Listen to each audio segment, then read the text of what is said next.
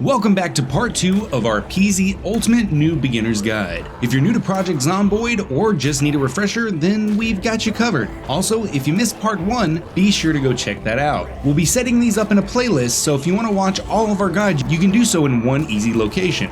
Hey, I'm Obi. And I'm Sobi. If you're new to the channel, consider subscribing to stay up to date with all of our new PZ content that we have coming to the channel. But with that out of the way, let's jump in. So in the last video, we were mostly getting to know the basic controls of the game and locking down your first base. Before we pick up where we left off, let's talk about some things that we missed in the last video. So to start, let's talk about TVs. The television is probably one of the most valuable resources in the early game. If you open up your TV's menu and change the channel to the Life and Living program, you can get free experience just from watching programs that come on. Now keep in mind that this is not indefinite. You can only do this for the first 8 in-game days. Since you start on July 9th, the last day will be on July 17th. The show comes on at 6 a.m., noon, 6 p.m., and midnight. Be sure to catch all of these as they can seriously help you out early on, especially with carpentry, farming, cooking, fishing, trapping, and foraging. Also, since we're on the topic, you might want to read some skill books pertaining to these as well, as these will give you experience boosts when learning these skills. So mixing the boost with the TV show can help you out greatly.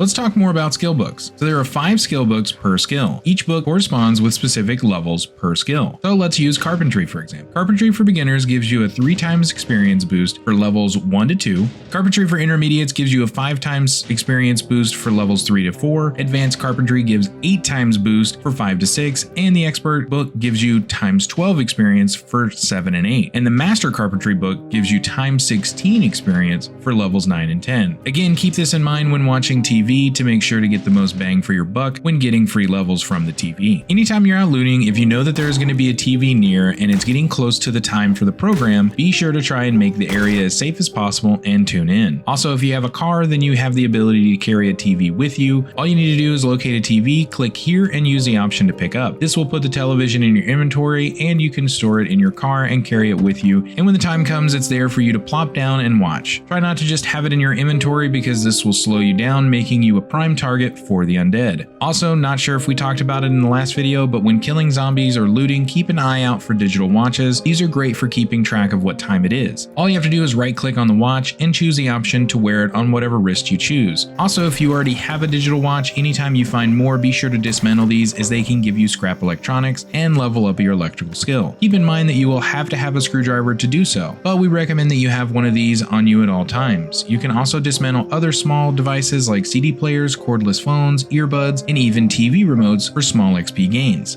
As far as cars go, we'll talk about that later, but let's pick up where we left off. Now that you have your base somewhat secured, you need to take inventory of things like weapons, books, food, medical supplies. All of these are essential for surviving. Once you've done so, if you're short on food, it's time to go out and collect. Now, if this is your first time playing the game, we do recommend that your first base be somewhat close to town, if not in town. This will give you an advantage when looting, but it does come with the drawback of more zombies knocking about. But if you're in town, it's time to go on foot and collect some food. We would suggest that if possible, only travel during the day and under non-foggy conditions, as these two can severely hinder your line of sight and will get you killed. Just like in our last video, we will have an interactive map that you can use to locate points of interest down in the description. If you're near a residential area, you might want to hit up some small homes, and if you happen to be in an area that is close to a convenience store or fast food or even a grocery store, these are perfect for plenty of food. Again, like we said in our last video, fresh food should be eaten on the fly, as they will spoil in your inventory if kept there too long. On the way to your desired location, it's a good idea to slowly pull Zeds and clear a path as you go. This might be a little slow, but it increases the chance of your survival and also creates a somewhat safe route to come back home. Now again, it's very important that you only fill your inventory enough to keep you from having a heavy load. If you happen to have or already have found a better backpack or duffel bag, be sure to use this as it will hold more items and keep you from getting weighed down, also making your scavenging trips much more worthwhile. If you followed our part 1 guide, then you should already have the school bag. But here is a list of bags to keep an eye out for, and we will be listing them in ascending order from worst to best. Here are the best options. school bag, duffel bag, normal hiking bag, big hiking bag, large backpack, and finally we have the military backpack. Also, if you happen to see a fanny pack, these are good too, because you can equip 2 of these at the same time with a backpack or a duffel bag, adding even more space for smaller objects.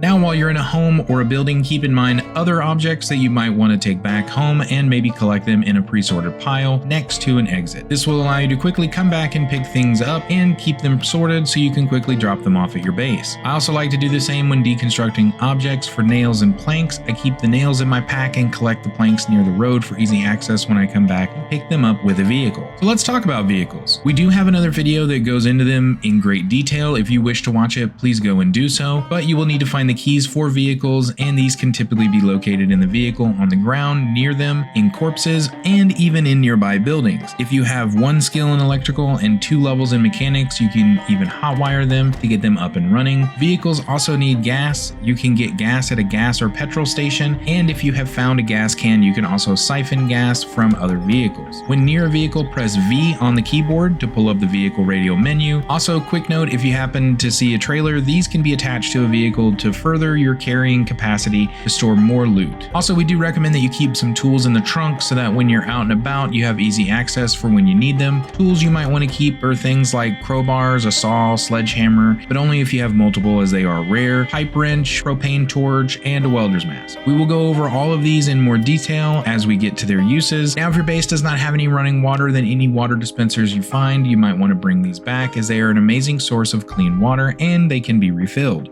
Also, while we're on the subject of water, now is a good time to talk about it. Eventually, the power and water will turn off, so as early as possible, you might want to start hoarding as much as you can. Pretty much anything that you think can hold water can be placed outside, and when it rains, it will collect water. If you have construction level 4, you can build a rain collector barrel with just 4 planks, 4 nails, and 4 garbage bags. The basic rain collector barrel will hold 8 bottles of water. If you have a construction level 7, you can build a large rain collector barrel that holds up to 20 bottles of water. Keep in mind that any water that is collected from rain must be boiled, as it is contaminated. You might want to have a few cooking pots laying around, as you can use these in an oven to boil them, or you can use them on a fire. Now, one of the best tips that we can give you is that if you have a rain collector barrel on the roof above a sink, once the water is turned off, you can use a pipe and right click on the sink to plummet directly to the rain collector barrel. Also, if you happen to spot a metal drum, these are the best for collecting water, as they hold the most. And if you don't have a sink at your base, or you just want to move the one that you currently have, you can do so simply with a pipe wrench. All you have to do is use the option to pick up, and you can take a sink back to your base or move the one that you currently have. Just remember that you can accidentally destroy the sink while trying to pick it up. Alright, so this is all we have for our PZ New Beginner's Guide. If you made it this far and learned something, be sure to hit the like button, as it helps us grow and reach a broader audience, and we really do appreciate it. Also, consider subscribing to stay up to date with our Ultimate Guide Part 3. Now, we want to know, has this guide been helpful? Do you have any questions for us regarding the game? Also, if you've been playing the game for a while and you feel that we missed something, please let us know down below. Also, if you want to come and hang out with us while we play Project Zomboid, feel free to follow us on Twitch. We love hanging out with our community and would love to see you there. But until next time, this is Obi. This is Sobi, Signing out. See you guys next time.